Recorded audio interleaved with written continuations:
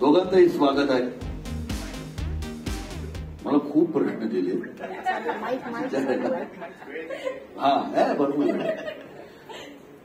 बरं, पहिलाच प्रश्न असा आहे की स्क्रीन शेअर करायला 12 वर्ष का लागली? कारण आमच्या दोघांसाठी योग्य असलेलं चांगलं स्क्रिप्ट यायला आमच्याकडे 12 वर्ष आदित्यने लावली. नाही, खरंच सांगू, 12 वर्षांपूर्वी आम्ही खरंच खूप एकत्र काम करत होतो. म्हणजे एक आम्ही टेलिव्हिजन शो एकत्र करत होतो, नवागडी नवराचे नाटक एकत्र करत होतो आणि त्याच्यावरतीच फिल्म झाली टाइम प्लीज ही. सो तेव्हा आम्ही खरं तर सुरुवातीला आम्ही ठरवलं होतं की आता नको एकत्र काम करूया, नाहीतर असाच शिक्का बसेल की प्रियाला कास्ट केलं की उमेशला घ्यावंच लागतं, नाहीतर उमेशला कास्ट केलं की प्रियाला घ्यावंच लागतं. हे काय आपण लोकांवरती असं हे करू नये, म्हणून आम्ही ठरवून घेतलं की आता जर आपण इंडिव्हिज्युअली काम करूया. सो आम्ही त्याच्यानंतर इंडिव्हिज्युअली काम करायला लागलो आणि नंतर 3-4 वर्षांनी वाटलं की आता चला आता एकत्र काम करूया. झाली 3-4 वर्ष. लोक म्हणतायत एकत्र काम दिसत नाहीये तुम्ही, पण त्यानंतर मनासारखं काही मिळत नव्हतं, छान काही येत नव्हतं, किंवा आमच्या योग्य लोकांनी बहुतेक आम्हाला विसरले होते. आता त्यांनी ठरवलं एकत्र काम करतच नाही म्हणून येत नव्हतं. पण आता सुदैवाने ही एक चांगली स्क्रिप्ट आली, त्यामुळे आम्ही 12 वर्षानंतर एकत्र काम. बरं, हे मध्यंतरी आईकडे नव्हती, मावशीकडे होती. माय मराठीत नसून हिंदीत जास्त काम करत होती. त्याचा काय संबंध मराठी चित्रपट न करणे? अरे, चित्रपट निर्माते लगेच आता ही हिंदीचं बजेट सांगेल की काय अशी भीती वाटायला लागते. नितीन, तुम्हाला असं म्हणावंच वाटतं की मी हिंदीचं बजेट सांगते? अशी भीती निर्मात्यांना वाटणं स्वाभाविक आहे. बरं, तुमच्या रादर तिला असं वाटलं असेल की हिंदीत काम केल्यामुळे मराठीत वट वाढेल, मग जास्त विचारतील. बरं, मी खरंच असं काहीच झालं नाही. आम्ही दोघी हा शेवटचा चित्रपट मराठीत केला, त्यानंतर हिंदीत काम करत होते आणि ही वस्तुस्थिती आहे, जे मी आधीही अनेक इंटरव्ह्यूज मध्ये बोलले, की मला त्यानंतर कोणीही मराठी चित्रपट नाही विचारला. सो खरंच ऍक्च्युली अगदी नाही, खरंच तेवढ्यात इंटिग्रेशन केलं. पण ही वस्तुस्थिती आहे. माझ्या एका हिंदी शोच्या प्रमोशनसाठी मी मराठीमध्ये इंटरव्ह्यूज देत होते आणि मराठी माध्यमांमध्ये, आणि तेव्हा मला हा प्रश्न विचारला आणि मी म्हटलं पण नाही मला विचारलेत मी नाही केले, मला हिंदीत काम मिळतंय, मी तिथे करते. एवढा सोपा विषय होता.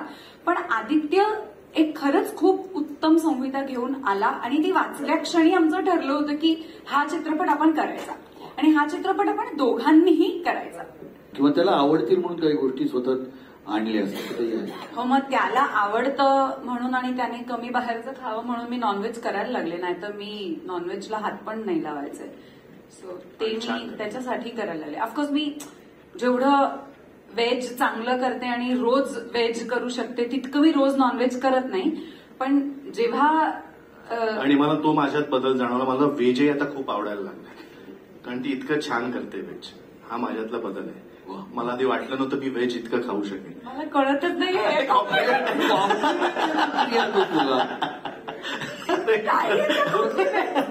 मला असं वाटतंय मीडियासाठी हेच आता डॉक्टर गोख आणि निवेदिताई बोलत होते तेव्हा जे घडत होतं आता जे घडतंय तोच सिनेमा आहे हे लक्षात घ्या. याच्यासारखे एंटरटेनर काहीच नसू शकतं. So real. वा वा. काय प्रश्न विचारतोस तू? कोणाला नाही आवडणार म्हणजे? नाही, थोडं खरं एकदम खरं उत्तर देते.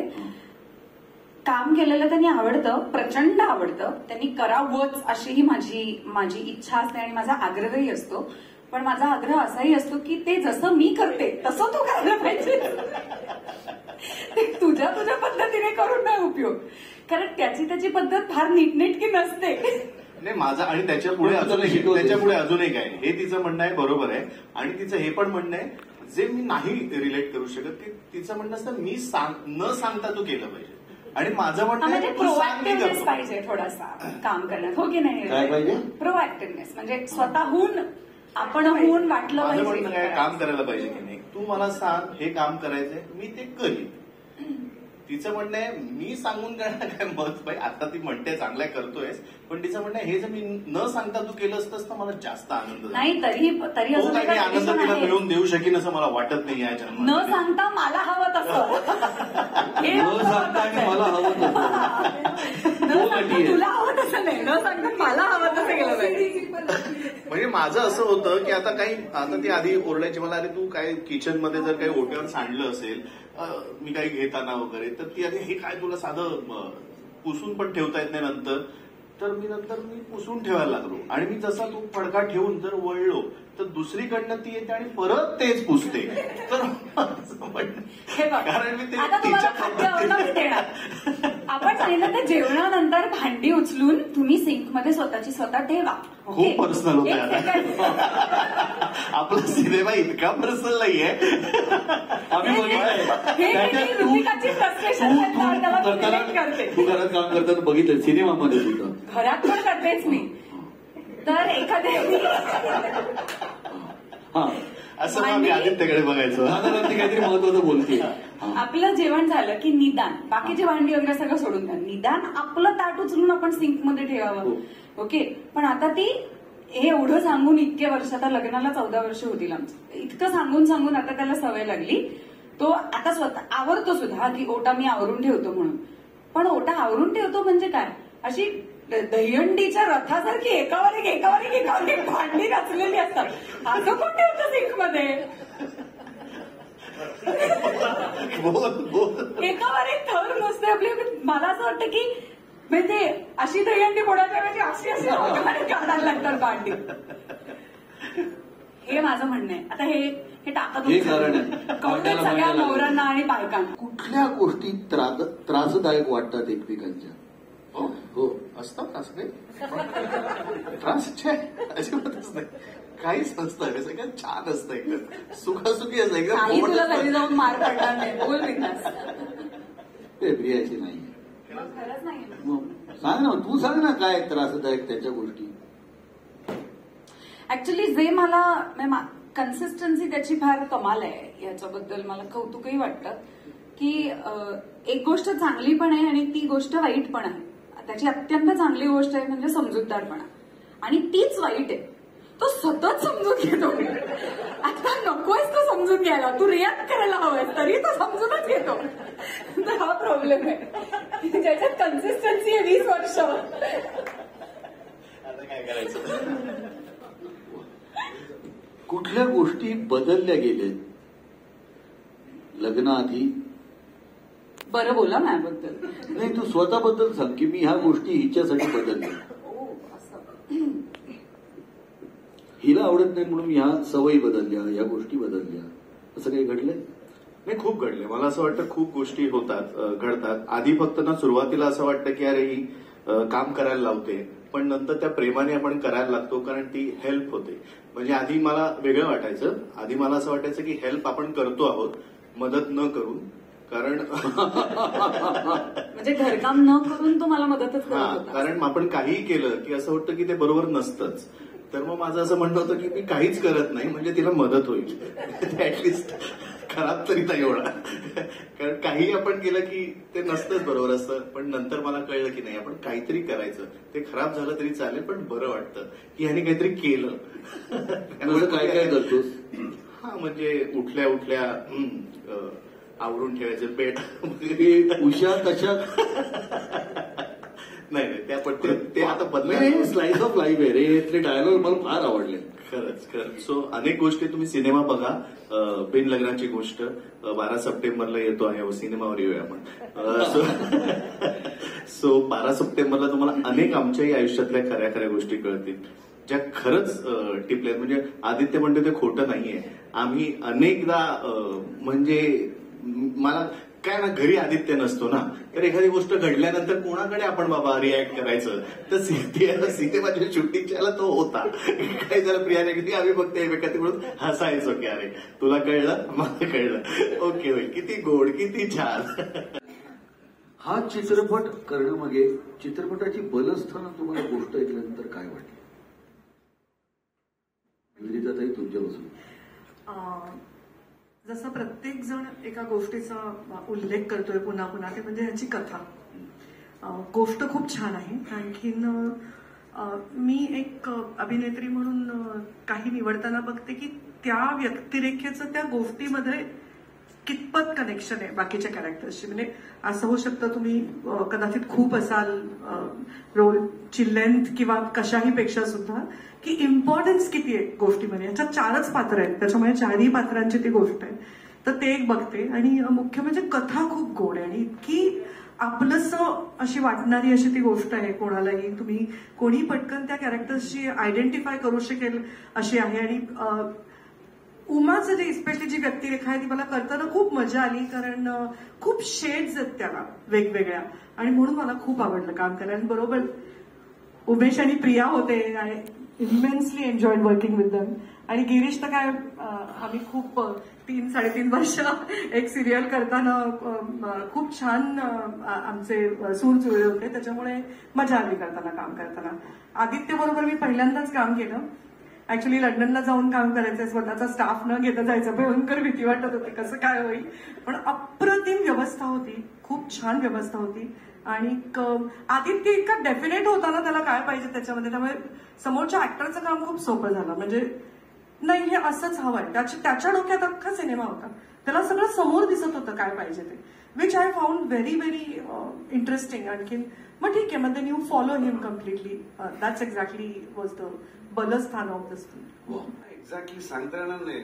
नितीन खूप आधीपासून ओळखतो मला, आदित्य पण ओळखतो मला. ते आदित्यचं काम मला माहित होतं.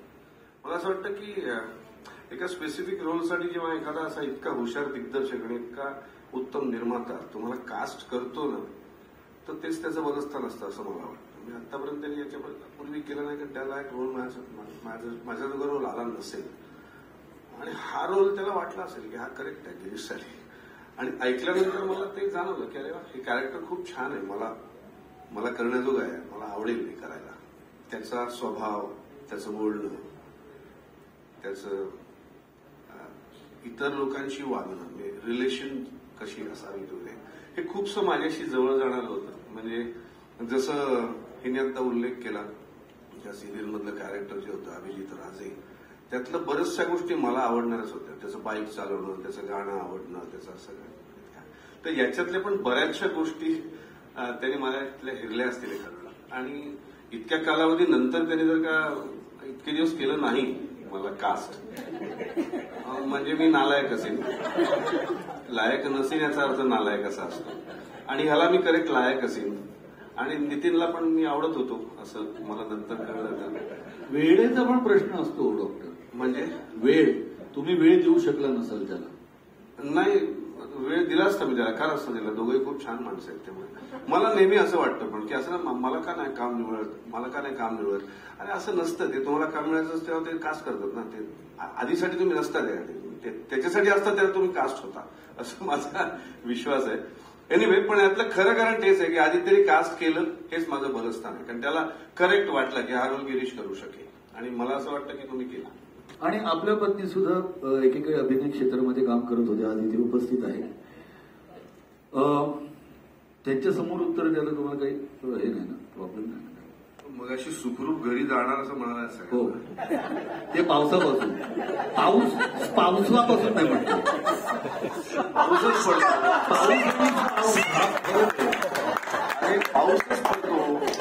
मीच पाऊस म्हणतो. बरं, लग्नानंतर आता तुमच्याबद्दल ना डॉक्टर, लग्नानंतर आपल्या स्पाऊसच्या सवयी बदलल्या जातात का, बदलाव्या लागतात का? पुरुषाला बदलाव्या लागतात. अजिबात नाही, बायका बदलतात. आता हा बघा, स्वतःला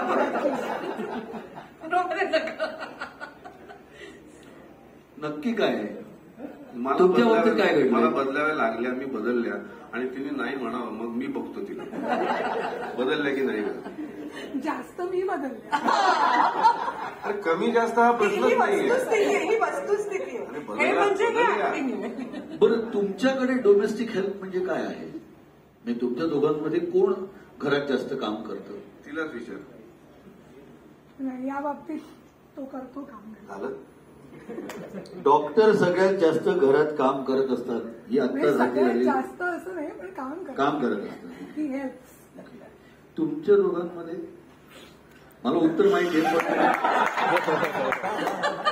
म्हणजे असं हा पडदा ओढायचा असेल ना तिकडनं, तर तो निवेदिता अशी जोरात हाक मारली, काय तर तो पडदा लावतो असं. हो, इथं काहीच नाही, आम्हाला एक माहिती आहे, ते अगं इकडे आहे काय, हे जरा बटन ऑन करतो असंही सांगणारे लोक आहेत.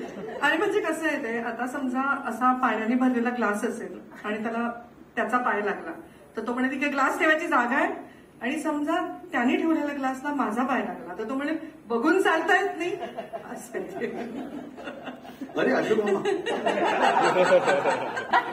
एखादी काहीतरी simple stupidest of the stupid गोष्ट असेल की ज्याच्यावरती खरं कोणीही कॉमेंट करू नये, म्हणजे सनीनी सुद्धा करू नये. जो माझा दुसरा मुलगा आहे पूछवाला, म्हणजे माझा डॉग आहे, त्यानेही कॉमेंट करू नये. असं इतकं काहीतरी सिम्पल असेल, त्याच्यावर तो प्रचंड चिडून काहीतरी आकाश पाताळ एक करेल. So I am married to a very unpredictable person, त्याच्यामुळे खूप मजा येते मला.